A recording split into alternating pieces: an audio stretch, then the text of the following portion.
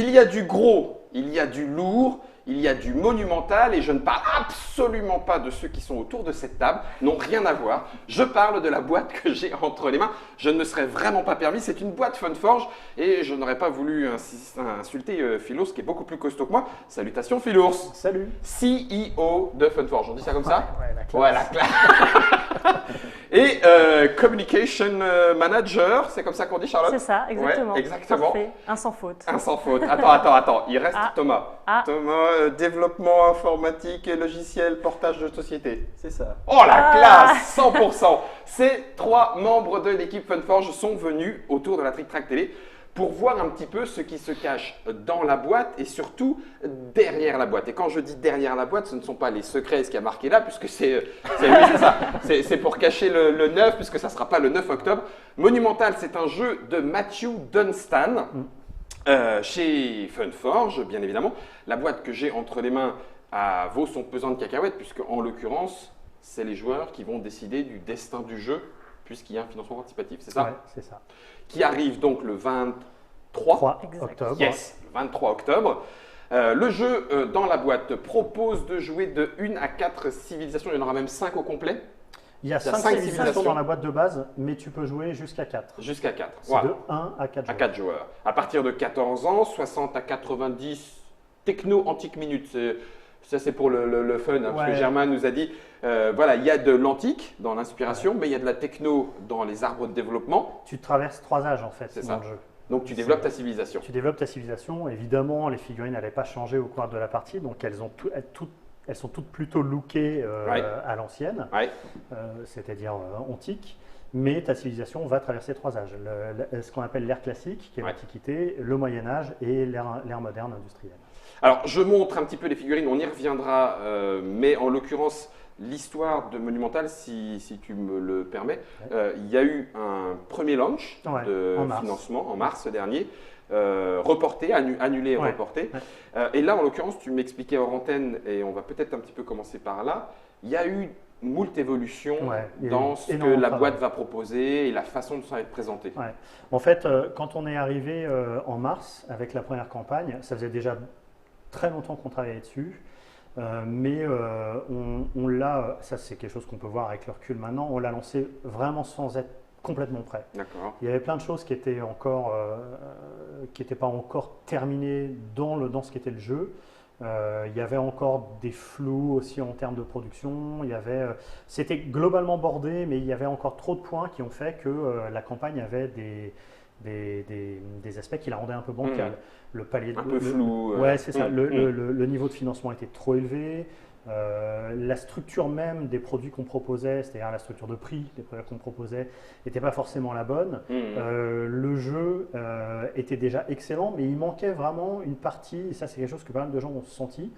On le sentait aussi, on se disait ça fera l'objet aussi d'aménagement, Oui. d'amélioration ultérieure, etc. Ultérieur à la campagne. Vraiment Ouais. une résonance entre le plateau et les cartes, Oui. et la partie cartes. Ouais. Tous ces éléments-là, il y avait aussi un déficit de communication. On s'y est pris Mm. trop tard sur la communication. Le jeu n'avait pas été présenté publiquement. Mm. Il y avait eu notamment à peu près aucune communication auprès des influenceurs, que ce soit en France ou aux États-Unis, qui est quand ouais. même une partie très On n'avait importante. pas les prototypes. Ouais. On n'avait pas les prototypes. Enfin, il y avait plein de choses qui Ouais, manquaient, d'accord. qui faisaient que la campagne était plutôt destinée à pas marcher en l'état. Ce que vous avez senti finalement. Ouais, on l'a vu relativement D'accord. vite. Ouais, on était bien évidemment super déçus parce que Bah c'est oui. un jeu dans lequel on croit énormément et c'est la raison pour laquelle on a pris cette décision qui est toujours un peu douloureuse. C'est ce que j'allais Annuler une dire, campagne, c'est que après, c'est pas facile, quoi. Faut tout refaire. Donc, Tu as tout à recommencer, Ouais. ça veut dire, alors moi je ne le sais pas, donc naïvement je l'imagine comme ça veut dire qu'il faut tout recommencer, puis après il faut... enfin je ne sais pas si c'est comme ça d'ailleurs, je vais être plus clair, est-ce qu'au lieu de partir de zéro, tu fais, mince, ça veut dire qu'il va falloir en plus regagner Alors, ceux qui auraient pu être là au départ et puis... c'est clairement un exercice d'humilité. Ouais. C'est-à-dire que tu annules la campagne parce que il y a un moment tu te dis ok, je me suis trompé. Je me suis trompé, il faut l'accepter et il faut repartir sur des nouvelles bases. C'est jamais facile. Hein. Ces nouvelles bases, elles doivent nécessairement intégrer aussi les retours des gens parce que tu as annulé la campagne, parce que les gens ont réagi à ta campagne. Donc on a eu heureusement plein de gens qui nous ont fait beaucoup de retours positifs. C'est-à-dire que Critique constructive. le message clairement, c'était le jeu a l'air super, mais la campagne, c'est pas ça. Donc ça c'est bien déjà. Ça bah, veut dire que c'est ce qui nous a confortés. la base ludique, à la fin finalement, La base est bonne. c'est quand même à ça qu'on va jouer. Donc bon, au moins. C'est ça qu'on propose. Donc ça, on avait confiance dans le produit, on a confiance, on savait que c'était solide, qu'il pouvait encore s'améliorer. Et on a pris le temps de l'améliorer, justement. Ça, on va pouvoir le présenter. Les gens qui ont suivi la première campagne vont voir tout de suite ce qui a changé dans cette nouvelle version. Et puis, il a fallu revoir la structure aussi commerciale de l'offre. Comment on allait présenter les nouvelles civilisations, est-ce qu'on faisait plusieurs ou un seul add-on, le niveau de prix, les frais de port, etc. Enfin, vraiment tout ce qui avait pu être bloquant. Tu te dis, bon, bah voilà, tu te remets au boulot et tu essayes d'optimiser tout ça pour l'amener au niveau que les gens attendent et qui est aussi un peu un standard aujourd'hui sur une plateforme comme Kickstarter et auquel tu ne peux pas déroger, quoi. Voilà, donc ouais, c'est un exercice d'humilité, mais ça a été très positif. On a eu beaucoup de gens qui nous ont dit « je vous ai défoncé pendant la première campagne, mais ils sont honnêtes. Mais je serai là quand même. Je serai là pour voir la deuxième. Ouais, mais dans le fond, quelque part, tu te dis… Bon, ils n'avaient pas complètement tort, tu vois, ils l'ont fait aussi. Alors peut-être que la forme n'était pas C'est brut. La forme était un peu comme les figurines, la forme était monumentale. Mais dans le fond, il y a toujours un argument qui est aussi, qui est aussi valide et que tu dois écouter et que tu dois intégrer dans la réflexion. Donc, bien sûr, on ne peut pas intégrer tous les desiderata. C'est rigolo que tu dis ça parce que je me suis dit, ok, tu revois et tu es en train de parler de tout ça. Alors en newbie ou faux newbie, peu importe que je peux être, tu revois la copie, tu resizes comme on dit, le packaging, la proposition. Par exemple, du coup, Monumental, pour donner des exemples concrets, c'est ce que tu me disais. Il y aura la version avec figurine, mais il y aura une autre boîte, la version sans figurine. On peut utiliser les unités token si on en a envie. C'est pas du négatif, au lieu d'avoir 4 civilisations supplémentaires en choisissant celle qu'on veut, on a une boîte avec les 4 civilisations si on veut 4 civilisations supplémentaires, ce qui porte à 9 civilisations. Bref, tu resizes tout ça, tu resizes les frais de port et tout, mais il y a un moment tu te dis, bah oui, mais enfin si on fait une campagne participative, c'est qu'on a quand même besoin, si je peux me permettre, me semble-t-il, d'une trésorerie. Bien sûr. Si cette nouvelle campagne et ce qu'elle propose te tue parce que tu as été obligé de mettre de vendre terrain pour que ça soit possible, c'est casse-tête quand même. C'est un discours qu'on n'est pas les seuls à tenir. Hein. Tu vas demander à tous les gens qui font des jeux de ce calibre-là. Clairement, tu poses, comme tu dis, terrain si c'est pas autre chose. Je voulais pas aller jusque je sais pas ce que tu avais vendu. Tes coudes.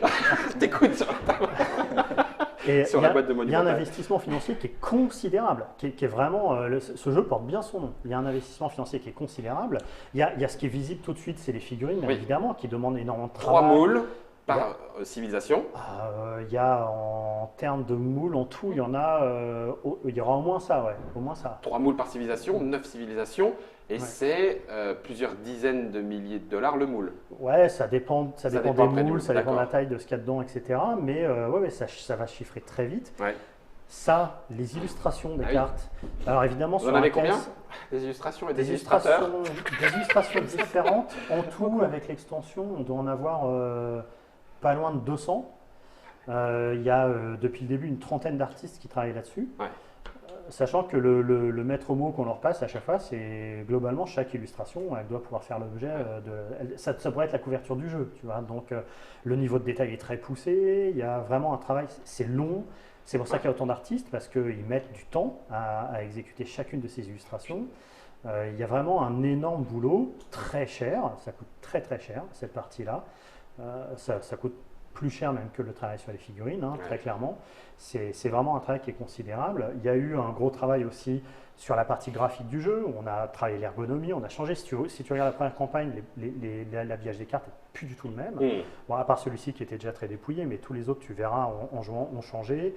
On a revu le plateau. On a travaillé pendant 6 mois avec Mathieu, vraiment dans des échanges très serrés sur comment intégrer des nouvelles idées de gameplay qu'on avait eues par rapport à l'interaction entre ta ville donc en carte et ce que tu fais sur le plateau, parce que c'est un jeu de civilisation et de conquête. Donc il fallait réussir à équilibrer tout cet aspect-là. C'est un investissement financier en temps, en énergie qui est énorme, sans parler du fait qu'on se déplace partout pour faire ces campagnes-là. Oui, puisque de plus en plus maintenant les campagnes se font aussi en amont.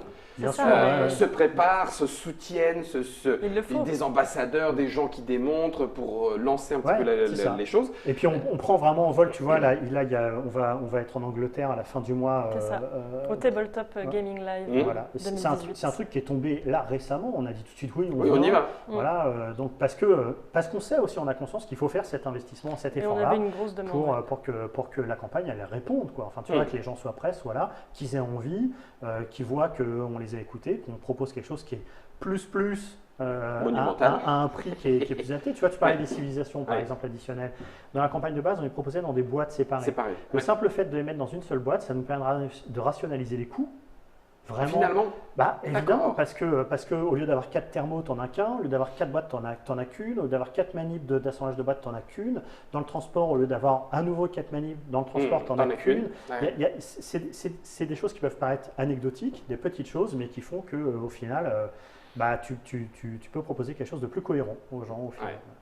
Dans cette suivi, alors bien évidemment, vous l'avez dit, si vous voulez découvrir le jeu en lui-même, n'hésitez pas sur la page Facebook de Funforge, sur le site Funforge, de suivre un petit peu les dates anciennes, nouvelles qui se rajoutent régulièrement pour aller jouer au jeu. Pour être plus précise, sur la page le Facebook Funforge et le Facebook Monumental du Board Game, dans la rubrique événements, il y a vraiment toutes les dates sur lesquelles on va être présent. Et on va rajouter des dates. Il est possible d'en rajouter. Il est possible. Exactement. Si vous êtes une association motivée, que vous avez envie éventuellement de proposer une soirée, une date, enfin, il est possible de vous contacter en disant voilà, nous on veut bien recevoir l'équipe, venez nous montrer Monumental. C'est déjà le cas et je reçois énormément d'emails et on est super content par rapport à ça. Il faut juste que les dates correspondent. C'est pas qu'on ne veut pas nécessairement, c'est juste que si on n'est pas disponible, on n'est pas disponible. Néanmoins, on peut toujours essayer de se débrouiller. Et puis clairement, on est obligé de faire ça sur inscription parce qu'il y a beaucoup de gens qui sont intéressés et que on n'est pas 60 à faire les animations à chaque fois, donc les places sont aussi limitées. Et voilà. Donc c'est sûr que le plus tôt les gens s'y prennent, soit pour s'inscrire, soit pour proposer des bergers, une démo si c'est possible, le mieux c'est, très clairement. Si vous ne connaissiez pas le jeu Monumental, le jeu de Matthew Dunstan, alors Matthew Dunstan, ça commence à être un auteur qui a fait un petit peu parler de lui, Elysium, Relic Runner, Pyramide, Raid dernièrement, et donc Monumental, il y en aura certainement d'autres, propose un jeu à la fois de civilisation dans les grandes largeurs de ce que veut dire le mot. Ça veut dire qu'on va développer sa civilisation, tu l'as dit aussi sur plusieurs âges, en développant un arbre technologique. Pas que. Non, pas que. C'est une des facettes. C'est une des facettes du jeu. Tout à fait. Avec malgré tout, malgré tout, ça ne veut rien dire, Guillaume, puisque de toute façon, il y avait besoin pour un jeu de civilisation d'avoir un côté conquête, donc déploiement militaire. Faut simplement que tu puisses voir ta civilisation développer, quoi. Sur les 3 âges. La nouvelle version proposera de le faire avec figurines, vous en avez déjà vu à l'image tout à l'heure, ou sans figurines, on peut jouer avec les tokens, il y aura 2 boîtes différentes. Est-ce que c'est une campagne, parce que ça se discute encore beaucoup maintenant, les choses ont évolué, est-ce que c'est une campagne avec 3 propositions, point barre, certains c'est même une proposition, avec proposition limitée ou avec un choix de niveau de pledge de 14 plus éventuellement 42. Il y aura 2 propositions en 2 configurations différentes. C'est-à-dire que ce sera les 2 mêmes propositions, mais soit avec figurine, soit sans figurine. D'accord. Il y aura l'accord box et il y aura l'accord box plus l'add-on. D'accord. C'est tout. Avec figurine ou sans figurine. Ok. Tu pourrais prendre 100 figurines puis acheter les figurines à part? Non, c'est con ce que je veux dire. Non, parce que tu as forcément à ce moment-là. Ok, Guillaume. Alors, Monumental, le Matthew Dunstan, c'est pour ça que je venais à l'auteur. Du coup, vas-y. Juste une note importante, tant qu'on parle de la campagne Kickstarter, c'est Kickstarter exclusif également. Donc, ça veut dire qu'il ne sera que sur la campagne. Mais alors, attends. Même après? Même après, Ça veut dire, alors admettons… alors, il y aura probablement un late pledge ou quelque chose comme ça, tu vois, mais comme ça se fait de façon traditionnelle. Ok. Late pledge, c'est-à-dire que pour ceux qui ont raté la date de la campagne, ils peuvent encore pledger pendant un certain temps après. Ils peuvent venir s'ajouter. Il y aura peut-être un petit programme à la marge pour certaines boutiques qui souhaiteront pledger la campagne, mais ce sera comme si elles pledgeaient en fait la campagne, évidemment à des conditions boutiques. Ce ne sera pas au sein même de la campagne, ce sera un programme qu'on mettra en place à côté. Mais il n'y aura pas de distribution retail au sens propre. C'est-à-dire qu'on va pas… Même chez vous? Non, même chez nous. C'est pas possible. C'est un jeu qui va être à un prix tellement absurde en boutique que ça n'a aucun sens, quoi. Mais alors, si tu as 6000… vous le souhaite, ça pourrait même être plus que ça. 6159 pledgers, vous allez faire 6159 boîtes. Il y a toujours un petit surplus. On va faire un palier de production cohérent par rapport à l'usine, donc il y aura forcément un surplus. On ne pourra pas gratter à la porte de Funforge. Non, il vous en reste une, j'ai raté la campagne, allez, s'il vous plaît. On t'en offrira une. Non, c'est pas alors, non, j'étais pas. On te voit Non, venir. j'étais pas du tout là-dedans. On te voit venir. Non, mais en vrai de vrai, la question se pose parfois sur des projets exactement Si dimensionnés de cette façon-là, en disant il y a 6159, on fait 7000, on en envoie 6159, on en garde pour le SAV, ou on a prévu du SAV, il en reste 500, mettons, ces 500-là, on les met sur notre boutique en ligne. Là, non, même pas. Pourquoi pas. Pourquoi pas, je ne suis pas fermé à l'idée de vendre le surplus, tu vois, voilà, de production, parce qu'on aura fait un chiffre qui correspondra à une réalité de production à l'usine, mais ça ne changera pas le fait qu'il ne sera pas en boutique derrière, tu vois. C'est pas possible. Non, c'est pas possible, c'est juste pas possible. Tant que c'est nous qui le vendons en direct, que ce soit via KS ou via une précommande, via notre site, notre boutique en ligne, on ne pratique pas la même marge que la cascade de marge qui se trouve avec les intermédiaires, etc. Oui, ça c'est ce qui est discuté actuellement régulièrement. Et tu ne peux juste pas faire ce genre de jeu en retail, c'est pas possible, ça n'a pas de sens, quoi. En tout cas, tu vas toucher une niche tellement restreinte que ce que ça te demande de mettre sur la table n'a aucun sens commercial. Financièrement ou en énergie, n'a pas de sens. Je fais juste une petite incursion côté portage. Tokaido, tu l'as porté, Thomas. Tu vas faire Monumental aussi? Ça va te prendre un temps monumental, c'est ça? Voilà, c'est ça. Non, c'est pas prévu immédiatement. On n'en sait rien, à vrai dire. Je veux dire, d'accord. J'aimerais beaucoup. T'aimerais, toi? Tout ce qui tourne autour de ce titre, on est, encore une fois, je te disais, le reboot, c'est un exercice d'humilité. On est très prudent. C'est-à-dire qu'on y va vraiment étape par étape. On a vraiment travaillé ça. On se dit, on travaille sur ce jeu, on se concentre vraiment sur cette version-là. On fait en sorte qu'elle soit le plus aboutie possible. On fait la campagne et on voit ce qui se passe derrière. Et si vraiment pas de plan sur la comète. Non. S'il y a un intérêt, s'il y a des choses, on en discute. Le digital, c'est compliqué, ça coûte cher, c'est des portages qui sont compliqués. Si on veut faire un portage qui serait dans la lignée de ce qu'on a fait sur Tokaido, ça demanderait de faire un jeu vidéo. Je veux dire, pas juste un portage, mais un vrai jeu vidéo avec un budget considérable, etc. Donc, encore une fois, on parle d'un futur qui est complètement indéfini. Oui. Donc on peut imaginer tout ce qu'on veut, mais c'est trop tôt. C'est trop tôt. Matthew Dunstan, j'avais oublié, c'est aussi Citadel, la Citadelle. Attends. Professeur Evie et la Citadelle du temps. Si tu le remets dans le bon ordre, ça va tout de suite mieux pour trouver le jeu qui va avec.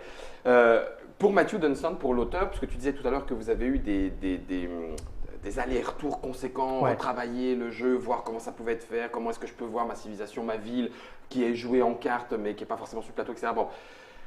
Quand on est auteur et en relation avec l'éditeur, puisque vous l'avez signé très rapidement, tu l'as dit, ça fait déjà un bout de temps que vous travaillez sur Monumental.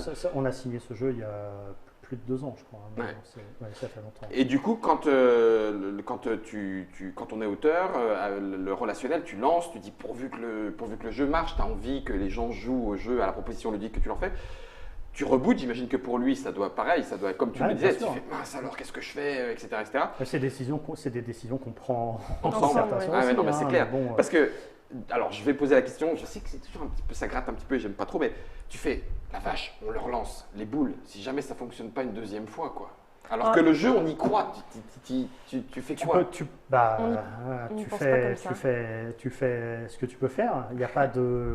Je veux dire, il y a un moment où, là aujourd'hui, ce qu'on a fait, je pense qu'on pourra difficilement faire plus que ça. Ça me paraît compliqué, à part sortir un film au cinéma pour vendre le jeu. Cross-média, c'est très bien. Monumental, le film, ne ratez pas la suite. Tu vois, le jeu est en train d'être préviewé par plusieurs influenceurs aux États-Unis et ailleurs dans le monde, et UK aussi. On fait les tournées, on vient ici, on va s'en occuper. On présente, on va présenter SN, tu vois, on a rebooté, on a pris sur nous, on a retravaillé le truc. Il y a un moment, tu te dis, voilà, c'est tout. Si ça marche fait tout pas, ce que j'ai pu. Honnêtement, moi, je vais te dire, le jeu est personnellement, et c'est pour ça qu'on a fait autant. Le jeu est tellement, moi, je le trouve vraiment tellement bon, et tous les gens qui ont joué sont relativement unanimes par rapport à ça, que je suis assez confiant quant à sa réception par le public. Maintenant, reste à savoir si les gens vont trouver que le prix est correct, que la proposition est chouette, enfin voilà. C'est étonnant ce que tu dis parce que ça veut dire que on part d'une campagne de financement participatif, il y a besoin d'un financement pour que le jeu existe, mais il y a énormément, c'est peut-être une porte ouverte que j'enfonce, mais il y a énormément de paramètres au-delà de simplement l'intérêt ludique du jeu. Tu as envie de te dire, Évidemment. mais si le jeu est bon, à la rigueur, on me dit, tiens, c'est une carte simple, c'est un jeu à elle toute seule et elle vaut 15 euros. 15 euros une carte, vous rigolez. Bah oui, mais si le jeu est excellent, tu as envie de dire, bah, je tente l'expérience. Là, le jeu, vous le défendez, j'allais dire, bec et ongle jusqu'au bout des civilisations. Tu as envie de dire, bah, alors s'il est bon, on a envie d'y jouer. Ouais, mais il y a plein de paramètres qui rentrent en jeu. Il y a le réflexe d'achat ou de pledge des gens sur Kickstarter. Tu as tous les projets qui vont être en concurrence avec toi avant, après, etc., que les gens attendent. Et il y en a des qui vont être annoncés, enfin qui sont déjà annoncés, donc oui, effectivement. T'es pas seul au monde. Ton jeu, il aura beau être le meilleur jeu du monde, s'il n'a pas été formaté comme il faut pour la plateforme, pour plein de choses. Pour le public. Pour ce public-là, ouais. il ne va pas forcément fonctionner. C'est toujours la recette, tu vois. Il y a plein de jeux, tous les jeux sur lesquels on bosse, que ce soit en édition classique ou là sur Kickstarter, à chaque fois on y croit à mort. On se dit, c'est pour ça qu'on se donne autant dans chacun des jeux. On se dit, bon, bah celui-là, c'est sûr, ça va marcher et tout, etc. Des fois, ça marche. Et puis il y a des moments. Et des fois tu sais pourquoi, et des fois ça croûte, et là tu ne sais pas non plus pourquoi. Voilà, donc la seule chose que tu peux faire, c'est donner le meilleur de ce que tu as à donner. Ouais. C'est tout. Après, advienne que pourra, quoi. Et Mathieu nous aide énormément. Il est tout à fait avec nous dans cette démarche et il est très volontaire, il est complètement enthousiaste. Et dans la dynamique de porter le jeu. Il est très accessible, alors qu'il est très occupé aussi, il a un boulot à côté, il a d'autres jeux, il est à fond. Donc ça fait plaisir. Il voit aussi le travail et l'investissement de toute l'équipe sur ce projet. Et encore hier, il a envoyé un mail pour nous remercier par rapport à tout ce travail-là. Parce qu'il le voit et que malgré tout, même si... Je touche du bois pour que ça n'arrive pas, mais même si ça ne devait pas marcher, il ne pourra pas dire « ouais, ils m'ont quand même bien eu ». Ils ne sont quand même pas trop fait chier. Je comprends. Sur le Monumental, du coup, la campagne arrive le 23 octobre. Campagne éclair ou campagne classique? Non, ça va être classique, 3 semaines, un mois. 3 semaines, un mois, avec late pledge plus tard. Il y a a priori, quand c'est comme ça, il n'y a pas besoin de pledge manager, puisque finalement les offres sont claires dès le départ. Il y a pas Si, tu as toujours besoin de pledge manager. Ah, d'accord. Tu as toujours besoin de pledge manager parce que les gens vont changer d'avis, vont rajouter un produit. Il y en a qui vont prendre la core box, puis finalement ils vont dire « Ah, c'est con, j'ai raté la donne ». En late pledge, ils vont prendre la donne.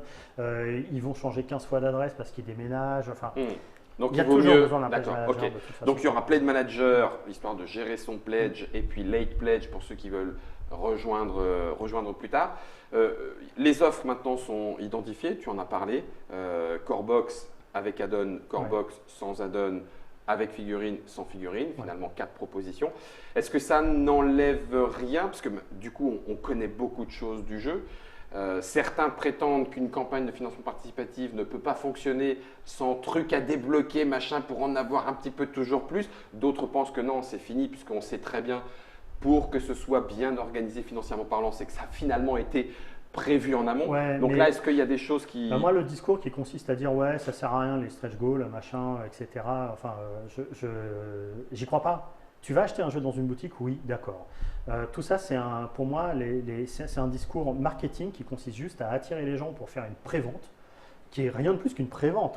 Mais on est clair là-dessus. En profitant d'une plateforme sur laquelle, au passage, on va peut-être un petit peu cracher, enfin tu vois, on ne crache pas dans la soupe quoi, quelque part. Donc moi je pense que si tu veux faire une prévente d'un jeu, tu fais une prévente d'un jeu, tu annonces ça sur ton site, tu dis c'est exclusif chez nous, si ton truc il est sexy et que c'est connu, etc., les gens ils viendront.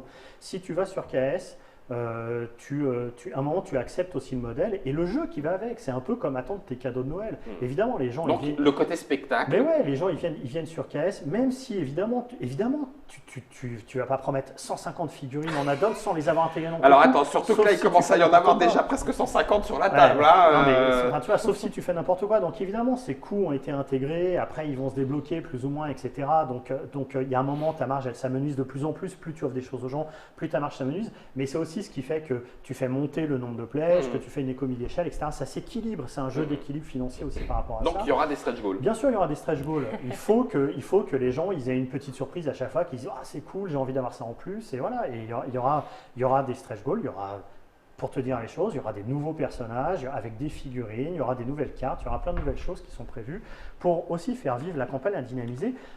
Pour autant, si on devait débloquer 0 stretch goal et qu'on devait tenir le discours de dire c'est juste une préco, le jeu, il est déjà tellement rempli de trucs, il est déjà tellement intéressant qu'il se suffit en lui-même. Nous, ce qu'on a voulu offrir, c'est ces stretch goals, ils ne seront pas juste cosmétiques. Il y a aussi un aspect gameplay qui est original dedans, qui est complètement annexe par rapport à la façon de jouer dans le jeu de base, mais qui va donner aussi une saveur différente au jeu. Mais qui sera tellement optionnel que les gens pourront jouer avec ou sans. C'est vraiment, alors du coup, comme c'est monumental, j'avais pas le droit de le dire, mais c'est 42 civilisations différentes, la réponse de Non, je déconne. Oh là là là là, ça c'est le genre de truc, tu lances ça sur Facebook. Écoute, je vais te dire, à terme, c'est tout le mal que je nous souhaite. Monumental, le jeu, j'allais dire une autre bêtise par rapport à cet aspect monumental, alors ça n'en est pas complètement une. Un jeu comme Monumental, où justement tu défends, et avec Mathieu aussi, la richesse possible du jeu. Ouais. Avec les autres sorties ludiques, on se dit, bah, tiens, je pourrais jouer à Monumental exclusivement pendant 6 mois, parce que la rejouabilité, elle est là. Mais en fait, comme il y a plein d'autres choses, je vais en faire 3-4 parties. C'est pas grave. Ben non, mais les gens font ce qu'ils veulent. Tu vois, je savais que je te tendais la planche, t'as pas sauté. Non, mais oui, c'est vrai. Il y a un moment, tu as des gens qui vont adorer, qui vont jouer qu'à ça, et puis il y en a d'autres qui sont des testeurs compulsifs, entre guillemets, qui vont avoir envie de nouveautés tout le temps, et c'est très bien. Je veux dire, après, voilà, tout le monde fait ce qu'il veut. À partir du moment où les gens ont fait 3 parties, qui se sont éclatés avec et qui ne regrettent pas leur achat, y a pas de raison tout va bien. d'en regretter l'achat. Monumental, le jeu de Matthew Dunstan. Dernière petite question, ça sera peut-être plutôt, il y a moult illustrateurs Funforge, 1 à 4 joueurs, 14 ans de build en tout genre, 60 à 90 minutes. C'est plus 90 quand même. Plus 90, oui, d'accord. Même quand on est habitué. Charlotte, est-ce que le jeu se prêterait éventuellement, est-ce que vous y avez pensé, j'ai envie de dire que certainement oui, aux jeux organisés, jeux en tournoi actuellement, on fait des démonstrations animations pour faire découvrir le jeu, mais après, il est tout à fait possible de faire ça. On fait des tournois, notamment sur Tokaido, alors qu'à la base, Tokaido est un jeu zen, mais ça permet aux joueurs d'essayer de faire le plus de points possible, toujours sympa, ça fait des rencontres aussi. Et tout est possible. Moi, j'aime beaucoup l'événementiel parce que justement, on voit les joueurs, on a leurs retours, on compile ces retours quand on remarque que certaines choses reviennent constamment. Du coup, on les intègre, c'est intéressant pour nous, pour la lisibilité, pour les retours, c'est tout simplement intéressant. Donc, c'est possible. Après, il y a quand même une alors là, je fais mon éditeur avec l'aspect plus commercial. Généralement, quand tu organises des tournois ou du jeu organisé, c'est pour faire vivre commercialement ton jeu. C'est vraiment pour le faire, pour dire aux gens, il est en boutique, allez-y, allez l'acheter, c'est chouette, etc. Dans la mesure où c'est un Kickstarter exclusif, c'est peut-être moins pertinent de se dire on organise des tournois, etc. Alors peut-être qu'il y aura quand même des événements, ça va dépendre encore une fois du succès. Ça dépend de la campagne en fait. Voilà, de la campagne, peut-être du futur du jeu, Moi, etc. Étant très optimiste. Si je reformule ce que tu dis, c'est que si on fait du jeu organisé sur un jeu non disponible, on risque de générer plus de frustration que d'intérêt. Ou alors tu fais du jeu organisé VIP, c'est-à-dire venez avec votre boîte. Non, mais ça pourrait être. Bon, ben, je l'ai pas et tout, mais je l'aime bien. Ben, au moins, j'ai pas de copains qui l'ont et je vais faire du jeu organisé. Pour dire les choses honnêtement, si par exemple cette campagne est un succès et qu'on se dit on fera une autre campagne plus tard autour d'extensions, etc. Bah oui, à ce moment-là, avant cette campagne, ça aura du sens de faire un tournoi pour faire découvrir. D'abord, pour que les gens puissent venir jouer ensemble, découvrir les nouvelles extensions potentielles et faire découvrir ça à il y aura des primo-acquéreurs et puis il y aura des nouveaux joueurs qui viendront. Dans ce cadre-là, oui, ça a du sens. Voilà. Petite question, puisque nous étions en live, au final, peut-on conclure en disant que le reboot a été une chance pour le jeu, puisque du coup a permis finalement de l'emmener plus haut, honnêtement, plus loin, plus haut, ça c'est plutôt vous qui le... honnêtement, vraiment très clairement, oui. Ça nous a permis d'abord de régler plein de choses dans le jeu. C'est un jeu de combo, il y a énormément de combos. En jouant, on en a test et développement, équilibrage. On en a trouvé des pétés qu'on a résolus, etc. Il y a encore des choses qu'on a corrigées. Là, on a fait une tournée, il y avait une des merveilles Stonehenge, on a eu des retours, les gens nous disaient c'est trop puissant, etc. Elle a été corrigée, elle vient d'être revue par Mathieu. Ça nous a permis d'équilibrer plein de choses par rapport à la partie carte et puis vraiment de développer un gameplay plateau qui sent révolutionner le monde du jeu de société, fonctionne vraiment très bien avec la façon dont tu vas jouer ta ville en carte, tu verras quand on fera la partie. Et ça a vraiment, pour moi, ça a amené le jeu à un niveau encore bien supérieur à ce qu'il était à la première campagne. Donc oui, pour ça, c'était une chance. Pour le jeu, oui. Pour nous, moins. Ça marche, c'était monumental, le petit papotage avec l'équipe Funforge, avec Thomas qui espère et croise les doigts pour pouvoir le porter, avec Charlotte qui du coup va continuer de communiquer autour et trouver de nouvelles dates et de nouveaux lieux pour vous le faire jouer, vous le faire découvrir. Et avec Philours qui nous en a parlé avec ses tripes et ses boyaux, puisque ça fait maintenant plus de 2 ans et demi qu'il est sur ce projet monumental. Ouais. T'as pas voulu changer le titre en titanesque finalement? Non, on aurait pu. Plus loin. On a mis très longtemps à trouver ce titre. Hein. C'est vrai? Ouais, ça a été hyper long. On a proposé 15 tonnes de merde. Et c'est sorti d'un coup et on s'est dit, voilà, c'est tellement… ça fait du bien quand ça sort d'un coup, ça soulage. Pardon, monumental le jeu chez Funforge. Matthew Dunstan, merci à vous de nous avoir suivis pour en connaître un petit peu les tenants, les aboutissants, le backstage, comment ça se développe. Et puis le monde du financement participatif qui est aussi un petit peu, comme tu le disais, un monde particulier avec son spectacle, avec ses petites règles, que l'on bouge, plus ou moins. Autour de ce monumental et de Funforge, il y avait Germain à la réalisation, merci à lui, merci à vous. Et pour la partie et l'explication, il y a d'autres petites vidéos. Si vous voulez en savoir plus, retrouvez-nous dans ces dernières. Ciao!